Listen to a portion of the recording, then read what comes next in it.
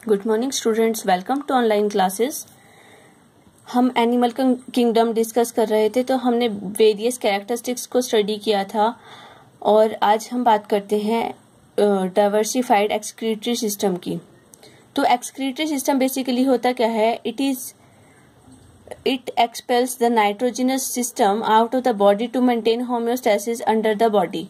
तो एक ऐसा सिस्टम जो कि क्या करता है, नाइट्रोजिनस वेस्ट जो कि बहुत सारी मेटाबॉलिक एक्टिविटीज के दौरान हमारी बॉडी के अंदर बनता है, उसको बॉडी से बाहर निकालना, जिसकी वजह से हमारी बॉडी का जो होम्योस्टेसिस है वो मेंटेन रहे।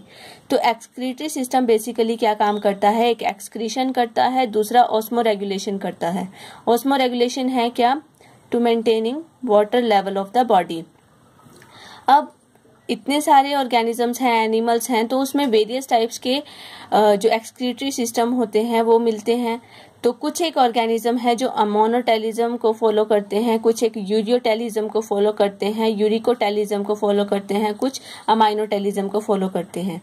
ये जो टाइप्स हैं उनके एक्सक्रीटरी वेस्ट मटेरियल के बेस पे बने हैं। अब जो अमोनोटेलिज्म है, इसमें क्या है? When main nitrogenous waste is ammonia and animals are called ammonotelic animals।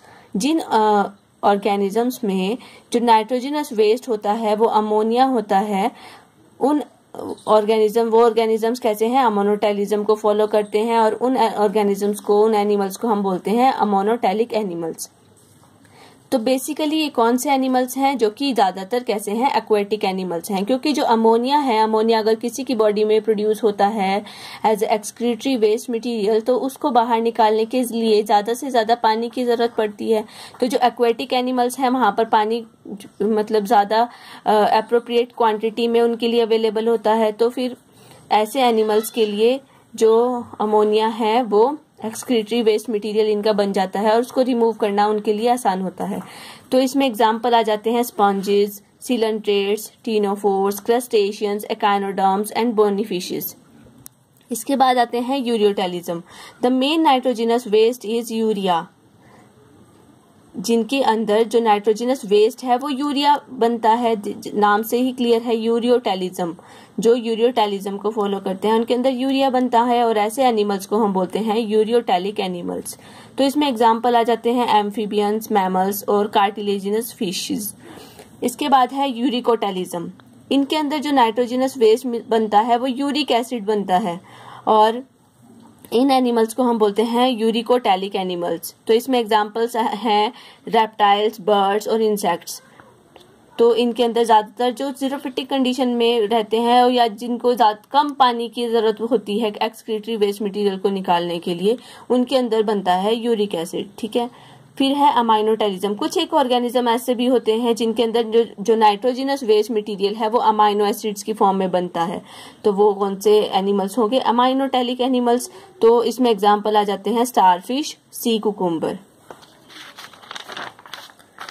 इसके बाद अगर हम एक्सक्रीटरी ऑर्गन्स की बात करें तो एक्सक्रीटरी वेस्ट मटेरियल को निकालने के लिए हर एक जो ग्रुप है उसके पास एक अलग एक्सक्रीटरी ऑर्गन्स प्रेजेंट होता है।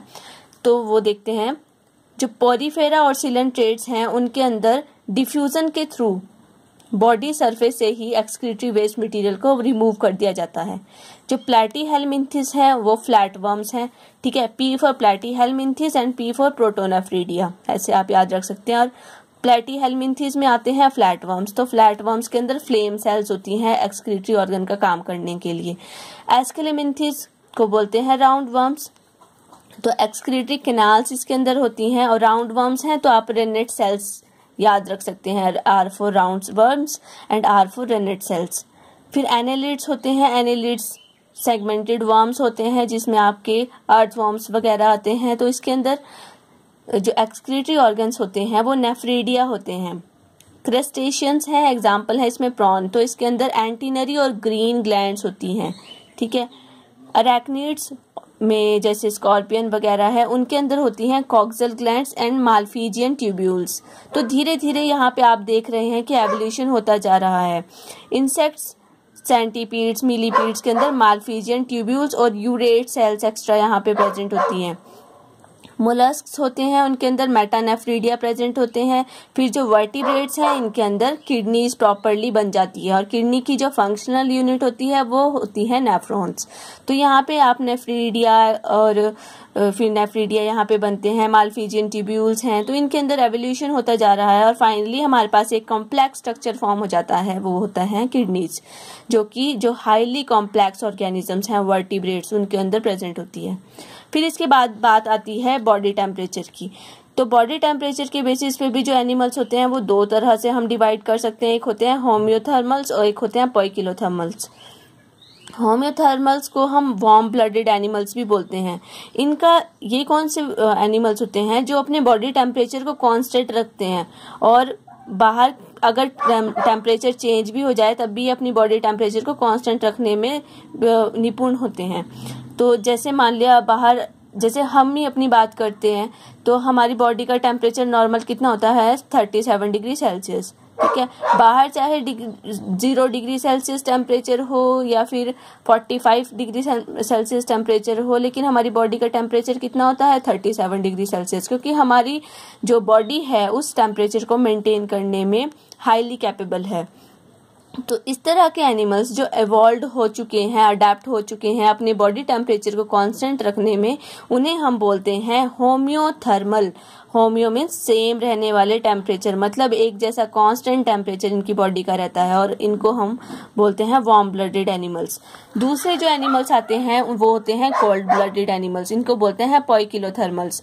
इन this body temperature is not constant and change with change in temperature, environmental temperature. तो ये वो एनिमल्स हैं जिनका अगर बाहर का टेम्परेचर एनवायरमेंट का चेंज होता है तो ये अपनी बॉडी के टेम्परेचर को कांस्टेंट नहीं रख पाते, तो इसको अवॉइड करने के लिए कई बार उस कंडीशन से स्किप भी कर जाते हैं, जैसे एम्फीबियंस हैं और लिजर्ड्स हैं।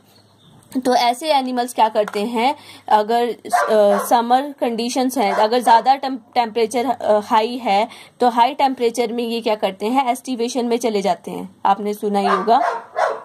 और अगर हाई टेम्परेचर है, हाई टेम्परेचर यानी कि विंटर सीजन में अगर बहुत ज़्यादा ठंड पड़ रही है, क्योंकि ये ज़्यादा ठंड भी सहन नहीं कर पाते, ज़्यादा गर्मी भी सहन नहीं कर पाते, तो गर्मियों में तो एस्टिवेशन में चले जाते हैं और सर्दियों के अंदर ये चले जाते हैं हाइबरनेशन में। तो जैसे हाइबरनेशन में आपने बियर देखा होगा, जैसे भालू वगैरह होते हैं, और समर में जैसे फ्रॉग है, फ्रॉग एस्टिवेशन में भी जाता है, हाइबरनेशन में भी जाता है। तो ज़्यादातर जो एम्फीबियंस होते हैं और लिजर्ड्स हैं ये कैसे हैं, कोल्ड ब्लडेड एनिमल्स हैं। ये अपनी बॉडी टेम्परेचर को कांस्टेंट नहीं रख पाते और बाहर के अगर थोड़ा भी टेम्परेचर चेंज हुआ तो इनकी बॉडी का टेम्परेचर चेंज होने लग जाता है, तो उस कंडीशन को ये में सर्वाइव नहीं कर पाते और अपने आप को बचाने के लिए क्या करते हैं, बहुत टाइम तक अपनी बॉडी के अंदर फूड स्टोर करके या तो एस्टिवेशन में चले जाते हैं या हाइबरनेशन में चले जाते हैं, और जैसे ही कंडीशंस नॉर्मल हो जाती हैं ये बाहर आ जाते हैं। फिर हम बात करते हैं स्केलेटन की। स्केलेटन क्या होता है, कोई भी हार्ड स्ट्रक्चर जो हमारी बॉडी को शेप, सपोर्ट और प्रोटेक्शन प्रोवाइड करता है उसको स्केलेटन बोलते हैं। तो पोजीशन के बेसिस पे जो स्केलेटन है वो दो तरह से हो सकता है, एक है एंडोस्केलेटन, एक है एक्सोस्केलेटन। एंडो का मतलब है जो अंदर वाला स्केलेटन है, एक्सो मतलब जो स्केलेटन बाहर प्रेजेंट है। It is always present inside the body and is generally formed of living structures. तो ये हमारी बॉडी के अंदर प्रेजेंट होता है और ज़्यादातर इसमें कैसे हैं, लिविंग स्ट्रक्चर्स प्रेजेंट होते हैं, क्योंकि अंदर हमारी बॉडी से कनेक्टेड है तो कहीं ना कहीं ब्लड की सप्लाई भी इसके साथ रहती है। तो ये कौन से स्ट्रक्चर्स हो जाते हैं, लिविंग स्ट्रक्चर्स हो जाते हैं। तो इसमें जो एग्जाम्पल्स आते हैं वो है कार्टिलेजिनस एंड बोनी फिशेस और वर्टिब्रेट्स, ठीक है। तो जो वर्टिब्रेट्स होते हैं उनके अंदर भी कैसा है, एंडोस्केलेटन होता है, जैसे हमारी बोन्स वगैरह हैं तो ये कैसे है, एंडोस्केलेटन है। कुछ एक एनिमल्स ऐसे भी होते हैं जिनकी बॉडी के बाहर स्केलेटन होता है तो उसे बोलते हैं एक्सोस्केलेटन। तो ये कुछ डेड स्ट्रक्चर्स का बना होता है, जैसे कि काइटिनस प्लेट्स का बना होता है, जिनको स्क्लेराइड्स बोलते हैं आर्थ्रोपोड्स के अंदर। जो आर्थ्रोपोड्स होते हैं उनकी बॉडी के बाहर ही आप हार्ड शेल, हार्ड बॉडी उनकी देखते हैं तो वो कैसा है, काइटिनस, वो काइटिन की बनी होती है, ठीक है। तो उसको स्पेशली हम बोलते हैं स्क्लेराइड्स। जो मोलस्क होते हैं जैसे स्नेल्स वगैरह देखी होंगी, उसके ऊपर क्या होता है, कैल्केरियस शेल होता है, कैल्शियम कार्बोनेट का शेल बना होता है। तो और जैसे एपिडर्मल फैदर्स होते हैं, जैसे बर्ड्स हैं, ठीक है, बर्ड्स हैं उसके ऊपर एपिडर्मल फैदर्स होते हैं, वो भी एक तरह से उनका एक्सोस्केलेटन है। Epidermal hair, nails, claws, horn, hoofs, ये मैमल्स के अंदर प्रेजेंट होते हैं। हेयर्स होते हैं, नेल्स हैं, क्लॉज हैं, ठीक है, पंजे के और हॉर्न्स हैं, ठीक है, हूव्स हैं, खुर होते हैं जो जानवरों के, तो वो सारे क्या है, एक तरह का एक्सोस्केलेटन है, ठीक है। तो बेसिक जो स्केलेटन है बॉडी का मैमल्स के अंदर, वर्टिब्रेट्स के अंदर, वो एंडोस्केलेटन है जो उसका बोन से बना होता है। इसके बाद हम बात करते हैं बेसिक क्लासिफिकेशन की, जो क्लासिफिकेशन है एनिमल किंगडम की। तो सबसे पहले जब एनिमल किंगडम को क्लासिफाई किया गया था तो on the basis of presence of notochord, notochord एक रॉड लाइक स्ट्रक्चर होता है, उसके बेसिस पे जो एनिमल्स हैं उनको फर्दर 2 सेक्शंस में डिवाइड किया गया था। एक थे नॉन कॉर्डेटा और दूसरे थे कॉर्डेटा। नॉन कॉर्डेटा में जिनमें नोटोकॉर्ड एब्सेंट थी, नॉन कॉर्डेटा, ठीक है, और जिनके अंदर प्रेजेंट थी वो थे कॉर्डेटा, ठीक है। फिर फर्दर जो नॉन कॉर्डेट्स हैं उसको फर्दर जो फाइलम्स हैं उसमें डिवाइड किया गया है। आपने प्लांटी किंगडम में पढ़ा था कि जो फाइलम है, फाइलम टर्म वहाँ पे यूज नहीं होती, वहाँ पे हम डिवीजन टर्म यूज करते हैं, यहाँ पे हम फाइलम टर्म यूज करते हैं। हमने हायरार्की में भी देखा था किंगडम डिवीजन, ठीक है, और यहाँ पे किंगडम फाइलम है, किंगडम के बाद फाइलम।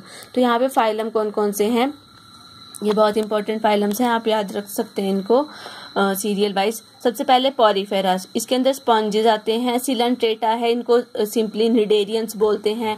टीनोफोरा जो फाइलम है इसके अंदर कॉम जेलीज आती हैं। प्लेटी हेलमिंथिस में फ्लैट वर्म्स आते हैं। एस्केलेमिंथिस में राउंड वर्म्स आते हैं। एनेलिडा में सेगमेंटेड वर्म्स आते हैं। Arthropoda animal with jointed legs. Mollusca में सॉफ्ट बॉडीड एनिमल्स आते हैं जिनकी बॉडी कैसी होती है, सॉफ्ट होती है। स्नेल्स वगैरह आती हैं इसके अंदर। एकाइनोडर्मेटा में स्पाइन स्किन्ड एनिमल्स आते हैं। और हेमिकॉर्डेटा में ये हैं हाफ कॉर्डेट्स, मतलब नॉन कॉर्डेट्स और कॉर्डेट्स के बीच का लिंक होते हैं। Hemi means half chordates. फिर इसके बाद आते हैं Chordata. Chordata on the basis of fate of notochord, notochord की फेट की बेसिस पे जो कॉर्डेटा है उसको फर्दर हमने 3 सब फाइलम्स में डिवाइड किया है। एक सब फाइलम है यूरोकॉर्डेटा, एक है सिफेलोकॉर्डेटा, एक है वर्टिब्रेटा। यूरोकॉर्डेटा, यूरो का मतलब होता है टेल, तो notochord only in the tail of larval stage, जो लार्वल स्टेज थी उसकी सिर्फ टेल के अंदर ही नोटोकॉर्ड मिली, तो उनको हमने कॉर्डेटा के अंदर डाल दिया। तो कॉर्डेटा में बेसिकली वो एनिमल्स आते हैं जिनके अंदर नोटोकॉर्ड उसकी लाइफ की किसी भी स्टेज में प्रेजेंट होती है। तो यूरोकॉर्डेटा में टेल, लार्वल स्टेज की टेल में प्रेजेंट थी, यूरो मीन्स टेल में। सिफेलोकॉर्डेटा में notochord extends up to the tip of head, ठीक है, जिसमें जो नोटोकॉर्ड है वो टिप तक एक्सटेंडेड है। वर्टिब्रेटा में जो नोटोकॉर्ड है वो रिप्लेस हो चुकी है वर्टिब्रल कॉलम से, जो हमारी वर्टिब्रल कॉलम है वो नोटोकॉर्ड से ही रिप्लेस हुई है। तो वर्टिब्रेटा में जितने भी एनिमल्स हैं वो जिनमें क्या होगी, वर्टिब्रल कॉलम होती है, वो सब इसमें आते हैं। वर्टिब्रेटा को फर्दर 2 सब डिविजन्स में डिवाइड किया गया है on the basis of presence of jaws, जिनके अंदर जॉज प्रेजेंट है या एब्सेंट है। तो जॉज जिनके अंदर एब्सेंट है उनको बोल दिया एक ग्नैथोस्टोमेटा, और जिनके अंदर प्रेजेंट है उनको बोलते हैं ग्नैथोस्टोमेटा। कई बार जी साइलेंट भी कर सकते हैं, तो नैथोस्टोमेटा बोल सकते हैं। एक नैथोस्टोमेटा में जॉज एब्सेंट होते हैं तो इसकी एक सिंपल सिंगल क्लास है जिसको बोलते हैं साइक्लोस्टोमेटा, ठीक है। और जो नैथोस्टोमेटा है इसमें जॉज प्रेजेंट है, इसको फर्दर डिवाइड किया गया है on the basis of locomotory organs. Locomotory organs के बेसिस पे इसको हमने 2 सुपर क्लासेस में डिवाइड किया गया है। एक सुपर क्लास है पाइसिस, दूसरी सुपर क्लास है टेट्रापोडा। जो पाइसिस है, सुपर क्लास पाइसिस में जो लोकोमोशन है बाय फिन्स होती है, मछलियां होती हैं, मछलियों में फिन्स होते हैं। और जो दूसरी हमारी सुपर क्लास है वो है टेट्रापोडा, इसमें 4 लिम्स प्रेजेंट होते हैं। तो जो पाइसिस है, पाइसिस की फर्दर 2 क्लासेस हैं, कॉन्ड्रेक्टाइस और ऑस्टेक्टाइस। कॉन्ड्रेक्टाइस में कार्टिलेजिनस फिशेज आती हैं और जो ऑस्टेक्टाइस हैं उसमें आती हैं बोनी फिशेज। ऐसे ही जो टेट्रापोडा है, टेट्रापोडा को भी 4 मेन क्लासेस में डिवाइड किया गया है, amphibia, reptilia, Aves and Mammalia. Amphibia में जो स्किन है वो थिन और मॉइस्ट होती है। रेप्टिलिया में skin is covered bye epidermal scales, जिसमें आपके जो स्नेक्स वगैरह हैं वो आते हैं। फिर एव्स है, skin is covered by feathers, जिसमें आपके ज़्यादातर almost all birds are considered in Aves. फिर इसके बाद है मैमल्स, मैमिलिया में जिन ऑर्गेनिजम्स में जो मैमरी ग्लैंड्स होती हैं उनको मैमिलिया के अंदर डाला गया है। तो इसके अंदर जो स्किन होती है it is covered by hair. तो इसको आप याद रख सकते हैं आराम से, ARAM, आराम। Amphibia, reptilia, Aves, Mammalia. ठीक है, तो इसकी 4 क्लासेस हैं। इसके बाद जितने भी हमारे फाइलम हैं इसके कैरेक्टरिस्टिक्स को हम और डिटेल में सिंपली मतलब एक एक करके डिस्कस करेंगे। Thank you class.